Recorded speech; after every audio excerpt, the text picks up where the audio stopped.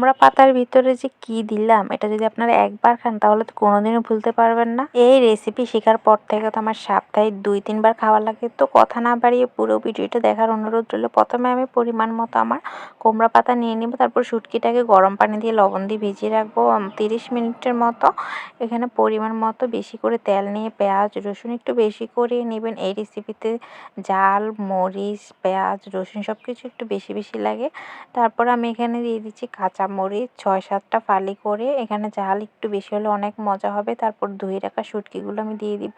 তার আগে এখানে লবণ, মরিচ, পরিমাণ মতো হলুদ এগুলো দিয়ে একটু ভেজে নেব। তো আপনারা অবশ্যই শুটকিটাকে গরম পানি দিয়ে ভিজিয়ে রাখবেন। আমি এখানে চ্যাপা শুটকি নিলাম। চ্যাপা শুটকির টেস্টটা অনেক ভালো আসে। আপনাদের বাসায় যার যার মতো যা শুটকি থাকে তা দিয়েই করে ফেলতে পারেন। তো এই শুটকিটা আমি একদম ভুনা ভুনা করে নেব। চুলার আঁচ মাঝারি রেখে আমি এটাকে ধৈর্য সহকারে কষিয়ে কষিয়ে, আপনারা যদি মনে করেন একটু পানি দেওয়া লাগবে তাহলে সামান্য পানি অ্যাড করে দিতে পারবেন। তবে আমার মতে তেলের মধ্যে এটা ভুনা হলে অনেক টেস্ট ভালো আসে। এই তো আমি পুরো তেলের মধ্যে এটা ভুনা করে নিয়েছি। তারপরে একটা বাটিতে এটা ট্রান্সফার করেছি। তো আমি যেই কড়াইতে শুটকি ভুনাটা করেছি ওই কড়াইতে আমি পরিমাণ মতো একটু পানি দিয়ে লবণ মিক্স করে রাখবো। এখানে পাতাগুলো আমি ধুয়ে তারপরে 2টা পাতা একসাথে নেব। আপনারা চাইলে যদি বড় কুমড়ো পাতা হয় একটা নেবেন। এখানে কুমড়া পাতা, লাউ পাতা বা কলাকুচু পাতাও নিতে পারেন, যার যার পছন্দ মতো। তো আমি 2টা পাতাকে একসাথে করে শুটকি ভুনাটা ভিতরে দিয়ে মুড়িয়ে দিব। আপনাদের পছন্দ মতো আপনারা মুড়িয়ে শেপ করে নিতে পারেন। তো পাতার ভিতরে একটু চেষ্টা করবেন বেশি পরিমাণ শুটকিটা দেওয়া, তাহলে খেতে অনেক মজা হবে। আর আপনারা 2টা পাতা বা 3টা-4টা পাতাও পর্যন্ত দিতে পারেন, কারণ পাতাটা এত টেস্ট হবে যখন আপনারা পাতাটা সহ শুটকিটার সাথে কম্বিনেশন করে গরম ভাত দিয়ে খাবেন, তখন পাতায় তো অনেক মজা হবে।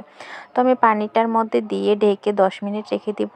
আর সাবধানে একটু উলটে পাল্টে দিবেন। চেষ্টা করবেন যে পাত্রে শুটকি ভুনা করছেন ওই পাত্রে পাতাটা দেওয়ার জন্য, তাহলে তেল উপরে উঠে আসবে আর এক্সট্রা তেল দেওয়া লাগবে না। আপনারা যদি মনে করেন তেল কম হয়েছে তাহলে তেল দিতে পারেন। তো আমি একটু পোড়া পোড়া হলে বা পানিটা পুরো শুকিয়ে গিয়ে উঠিয়ে নেব, তাহলে খেতে অনেক টেস্ট আসবে, একটা ভালো স্মেল পাবো। তো আমার এই তো রেডি। কতটা লোভনীয় লাগতেছে দেখেই বুঝতে পারতেছেন। আমি তো গরম গরম ভাতের সাথে এনজয় করব। আর আপনারা একবার হলো ট্রাই করবেন, কমেন্ট বক্সে এসে জানাবেন কেমন হয়েছে। এই রেসিপি আসলে মাছ, মাংস সব কিছুকে হার মানায়।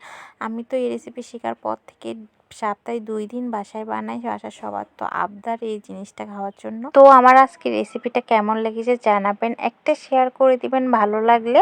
আর আপনারা যদি বাসায় ট্রাই করেন কমেন্টে জানাবেন। আজকে এই পর্যন্ত, আল্লাহ হাফেজ।